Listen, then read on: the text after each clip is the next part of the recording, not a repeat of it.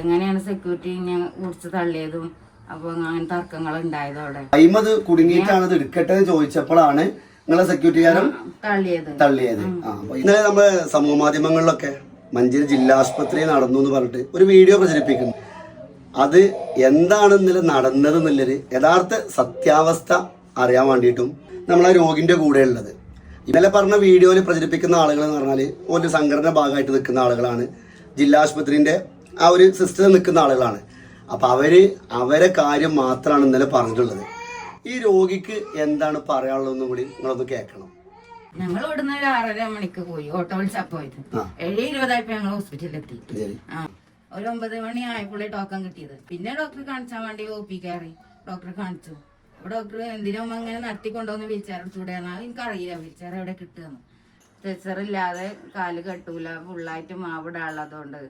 അതുകൊണ്ട് പിന്നെയും സ്ട്രെച്ചർ തെരഞ്ഞത് കുറേ നടന്ന സമയം വൈകിയത്. പിന്നെയും കുറേ കഴിഞ്ഞപ്പോഴാണ് സ്ട്രെച്ചർ കിട്ടിയത്.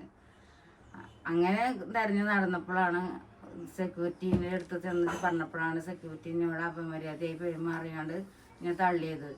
അങ്ങനെ മരവും അങ്ങോട്ടും ഇങ്ങോട്ടും തർക്കമായി ചോദിച്ചപ്പോഴാണ് പ്രശ്നങ്ങൾ ഉണ്ടായത്. അവിടെ ഇവര് ഒരുപാട് നേരം പിന്നെ ചോദിച്ച് നിന്ന് ഇയാള് വേദന സഹിച്ച് നിൽക്കുന്നുണ്ട് അതിന്റെ ഇടയിൽ. അപ്പൊ അതില് മുഷിഞ്ഞിട്ടാണ് ഒരു അവിടെ നിങ്ങളിപ്പോ അവിടെ ഈ സൈഡിൽ കണ്ടിട്ടില്ലേനോ, അവിടെ ലോക്ക് ചെയ്തിട്ടുണ്ട്. അവിടെ ലോക്ക് ചെയ്തിട്ടുണ്ട്. അവിടെ ഒരു ലോക്ക് ചെയ്തിട്ടുണ്ട്. ഫാർമസിന്റെ അവിടെ 2 സ്ട്രെച്ചർ ലോക്ക് ചെയ്തിട്ടുണ്ട്. അപ്പൊ അതൊന്നും ഇവര് പെർമിഷൻ ഇല്ലാതെ തരില്ലാന്ന് പറഞ്ഞു. അപ്പൊ അയിമത് കുടുങ്ങിയിട്ടാണ് ഇത് എടുക്കട്ടെ എന്ന് ചോദിച്ചപ്പോഴാണ് നിങ്ങളെ സെക്യൂരിറ്റിക്കാരൻ തള്ളിയത്. അപ്പൊ ഇതാണ് ഇതിന്റെ യഥാർത്ഥ സത്യാവസ്ഥ. ഒരു 1.5 മണിക്കൂർ നേരം നടന്നാണ്. അപ്പൊ ഈ സ്ട്രെച്ചർ നിങ്ങൾ അവിടെ കണ്ടപ്പോ എടുക്കാൻ പോയപ്പോ നിങ്ങളെ പിടിച്ച് തള്ളിയതാണ്. അപ്പൊ ഇന്നലെ ആ വീഡിയോ ഇപ്പൊ ഏതൊരു ഒഫീഷ്യൽ പേജിലുള്ള വീഡിയോ വന്നത്, ആ വീഡിയോന്റെ അടിയിൽ നിങ്ങൾ കമന്റ് ബോക്സ് വായിച്ചാൽ മതി. അവിടുത്തെ സെക്യൂരിറ്റിക്കാരെ കുറിച്ചുള്ള അഭിപ്രായമൊക്കെ വ്യക്തമായി ആയിട്ട് അതിലെല്ലാ ആളുകളും കമന്റ് എഴുതിയിട്ടുണ്ട്. അപ്പൊ അവരെ കുറിച്ച് എന്ത് കമന്റ് എഴുതിയിരിക്കണമെന്നൊക്കെ നിങ്ങൾക്കൊന്ന് അറിയാൻ പറ്റും.